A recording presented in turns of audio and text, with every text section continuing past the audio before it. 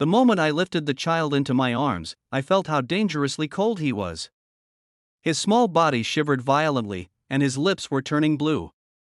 Mrs. Carter hurried to clear a space near the fireplace, spreading out the old blanket to wrap around him. I shut the door quickly as the wind roared behind me. The storm outside was unforgiving, but now the danger was inside the cabin too, a child who looked like he hadn't eaten in days. Mrs. Carter gently touched his cheek, whispering comforting words, but the boy only stared, frightened and exhausted. We tried asking his name, but he was too weak to speak. Mrs. Carter heated a small pot of soup she had found in the emergency supplies cabinet. I held the spoon carefully, feeding him one tiny sip at a time. Slowly, he stopped trembling. His breathing steadied. After several minutes, he looked up at us with wide, unsure eyes. Mrs. Carter smiled softly, introducing herself and then me, speaking slowly as if afraid he might disappear if we moved too fast. It took him a moment, but finally, in a whisper barely louder than the crackling fire, he said, "Toma." Hearing his name made everything feel more real. This wasn't just a lost child, he was someone who had been through something unimaginable. Mrs. Carter brushed his hair back gently as we exchanged worried glances. How did a young Apache boy end up alone in a deadly storm? Was he lost? Abandoned? Searching for someone? Toma curled into the blanket, his small hands gripping the edges tightly. The wind outside slammed against the cabin walls again, reminding us that we were all trapped together, cut off from the world. I checked my phone once more, still nothing. Hours passed like slow-moving shadows. Toma gradually relaxed, drifting in and out of sleep as the fire warmed his frozen skin. Mrs. Carter stayed beside him, occasionally adjusting the blanket or murmuring soothing words. I kept busy gathering more logs, reinforcing the cabin door, and checking the small windows for any sign of clearing weather. But the blizzard only got worse. Snow piled high against the door, and the world outside became nothing but whitened darkness. Inside the cabin, time felt suspended. 3 strangers brought together by a storm, fighting the same fear but saying little about it. Night settled in, and the temperature dropped even lower.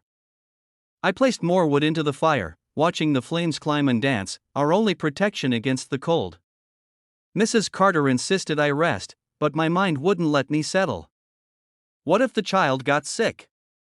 What if someone was out there searching for him right now, lost in the storm? Toma, half asleep, suddenly reached for Mrs. Carter's hand as if afraid she might disappear. She squeezed his hand gently and stayed awake with him, humming softly to keep him calm.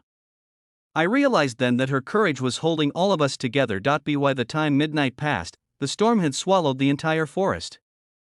The cabin groaned under the force of the wind, but the fire kept burning strong. Toma finally fell into a deep sleep, his breathing steady, his face peaceful for the first time. Mrs. Carter leaned back against the wooden wall, exhausted but relieved. I sat across from them, watching the firelight flicker across their faces. Despite the danger, despite the isolation, a strange sense of responsibility settled in.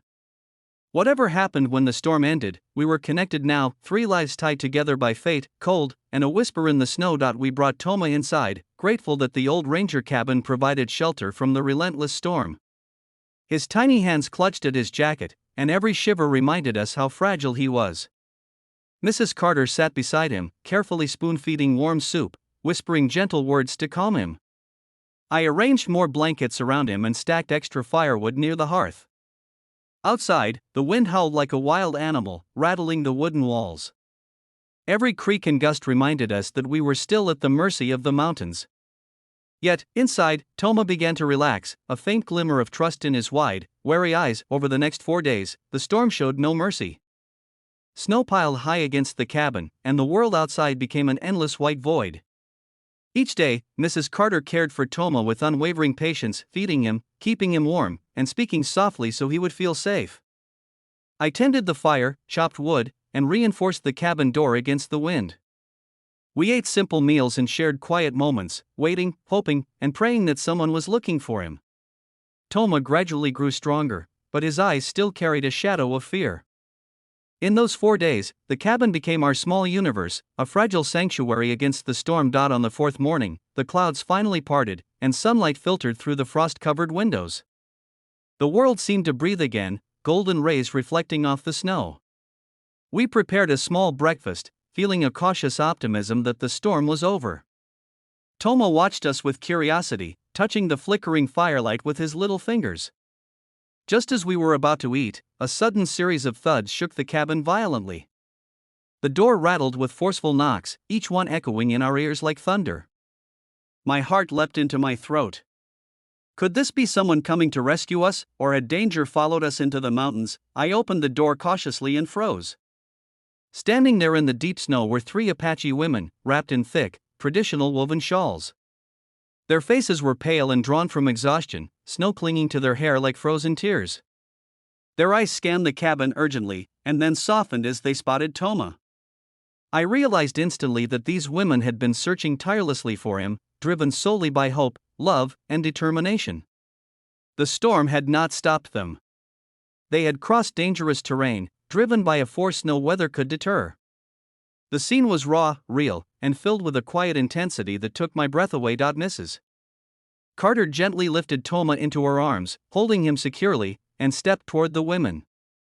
Toma's eyes widened as he recognized them, and a sudden cry broke from his small throat. Tears streamed down his cheeks as he reached for the women. Their expressions softened instantly, relief flooding their features as they opened their arms to him. The snow around us seemed to shimmer as if the mountains themselves were witnessing the reunion. In that moment, the cold, silent wilderness felt alive, filled with love and joy.